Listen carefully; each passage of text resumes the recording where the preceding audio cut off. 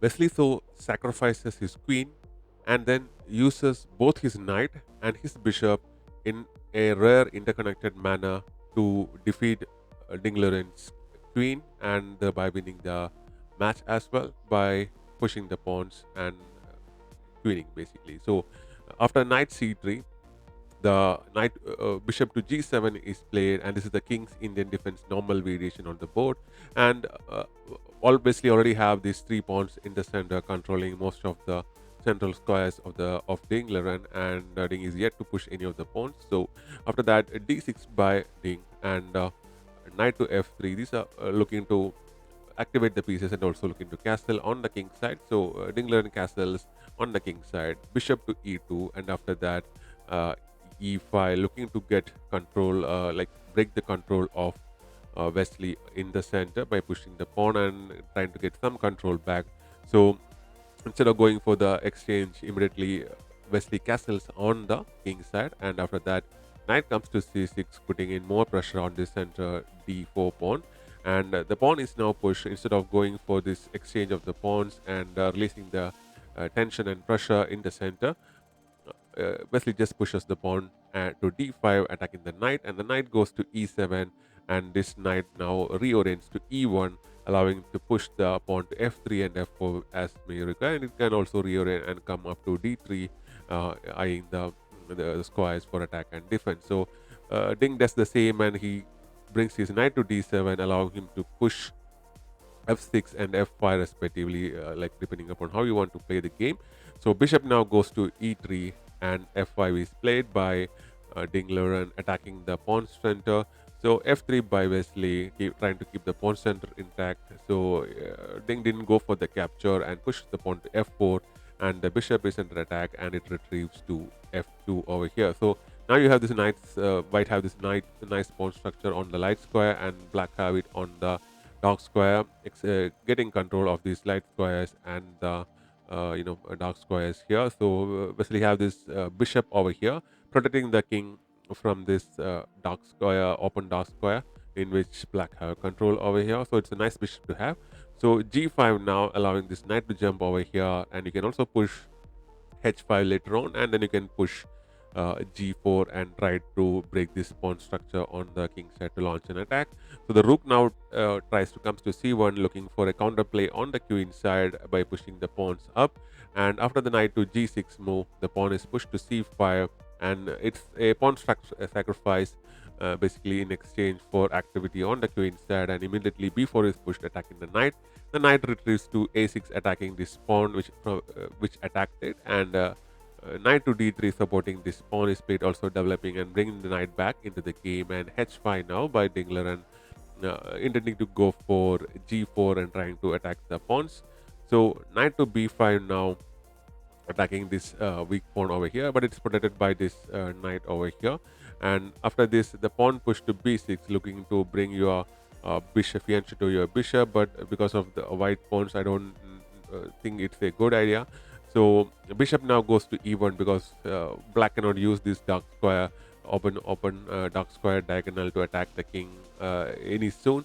So the rook comes to f7, and the bishop now goes to d2, and bishop to f6 by Liren, and knight f2 now, looking to prevent any pawn pushers and giving additional support there.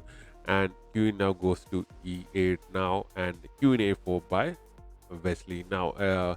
And after the bishop to d8, now queen goes to a2. It's an interesting move, because you will understand why that's played right now. So after g4, the pawn get captured, and the pawn get captured back, and it was actually possible for you to capture this pawn, but instead knight to c3 is played here, attacking this knight twice. So the knight have only one square to go, that is to go back to its initial square. And basically Liren's pieces, like queenside pieces, will be like they never developed at all. So it'll be like going back in the game. So instead he captured this pawn, so he already had a free pawn by given by Wesley. He captured another pawn in exchange of this knight, and the knight and the queen captures the knight, and the pawn push to f3 now, because you didn't capture back, and not trying to capture and to create any launch and not allowing Ding Liren to launch any attack. The bishop now goes to b5 attacking the queen, and the queen to e7 is played, and you can just come in here to h4 and launch attack on the king. So the pawn is now pushed to g3 instead of going for the capture, keeping the the pressure intact and not allowing black to attack any soon. And the rook now comes to h7 attacking this weak h2 pawn over here, and queen now goes to c4 and then go to the c6 square and attack the rook if the bishop is diagonal is not played. So the rook now goes back to h8. The intent is to bring your queen here and threaten checkmate over here, but queen to c6 is now played here. So once the queen goes here, I will show you an interesting tactic played by Wesley. He just plays h3 over here. So under normal circumstances, you can just capture this pawn, and you have two of these pieces attacking it, and you should win the match, right?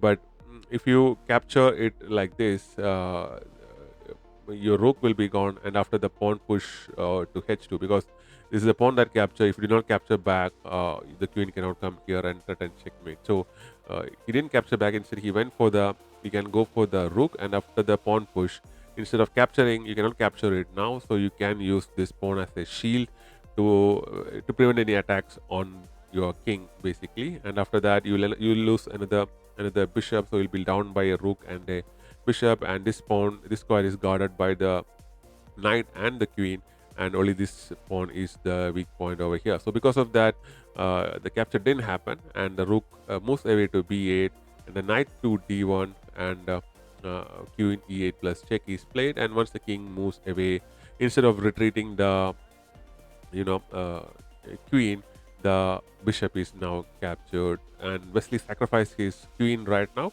So after the sacrifice was accepted, that you can place this check. But once this um, bishop here is gone, you are free to take this, and if you not cover it with your bishop, your queen will be gone as well. So the bishop covers it, and the rook captures it back, and the rook takes back, and the bishop takes it back as well. So you got two bishops for that particular queen, and you also got a knight. So a fair trade basically. And after that, the pawn captures now, and king goes to h2 again, using this as a shield from black's queen, and rook now comes to b7 attacking the bishop, and the bishop retreats to e6, and knight now attack the bishop, and it goes to f5 attacking the queen, and now the other knight comes to g4 with the protection of this bishop, and the knight to d7 by Ding Liren, and the check with the bishop with h6 with the protection of this knight over here. So after that, the king goes away, and the other knight jumps to e3. So look at this amazing protection and combination between these pieces. This bishop is supported by this particular pawn, and this bishop in turn supports this knight, and this knight supports this bishop. And now this knight comes in here, and both the knights are connected over here. So incredible teamwork by the minor pieces. So the rook now tries to come to c7, trying to infiltrate and to create any counter play. So immediately this knight is captured, and the rook is now forced to capture, deflecting it from this open c file, giving him more time for Wesley to attack. And once that the pawn is captured, and the rook now comes in, and the rook goes to f5, not going for the capture, allowing this queen to come into this open f file. So the rook goes there, and the rook captures the rook, and the pawn captures the rook back, and this particular knight is protecting both these pawns, and this bishop is in turn protecting this knight, and the knights are connected, and this bishop is also connected by the knight. So a lot of connection, interconnectivity, and now the queen goes to f7, and the bishop now retreats to g5, and after that trying to create counterplay by pushing the pawns. And after the bishop move, the knight occupies that space and attack the queen, and the queen now goes to f8, and the pawn push started happening, and the king comes to h7. After that, the knight again comes in, and the knights are now connected, and only this bishop is unsupported. So once the king comes and attack the bishop, it goes to h4, and after that basically tries to push pawns to create counter play. Now the pawn push happened to f7, and continues pushing the pawn, and now the bishop goes and attack the queen, and he continued pushing the pawns. And after the check, the king moves away, and he captured that particular queen, but the queen comes back in the form of queening. And after that, you will also get another pawn, and after the check, you'll get this pawn as well. And after the following check, from this position, basically. Ding Liren designed the game, because from all possible combination, these two pawns are going to put more pressure, and this pawn is queening, and there's nothing much the queen can do about it. Even if you place the queen over here, it will be a checkmate. I'll just show you quickly the combination on how it works. So after the following moves, it will be pretty much game over like this. So an amazing game in which the minor pieces work together to defeat the Lawn Queen actually. So very interesting game, and a lot to understand about it. So that's why I thought I'll put it out. So thanks for watching. We'll be back with more such videos.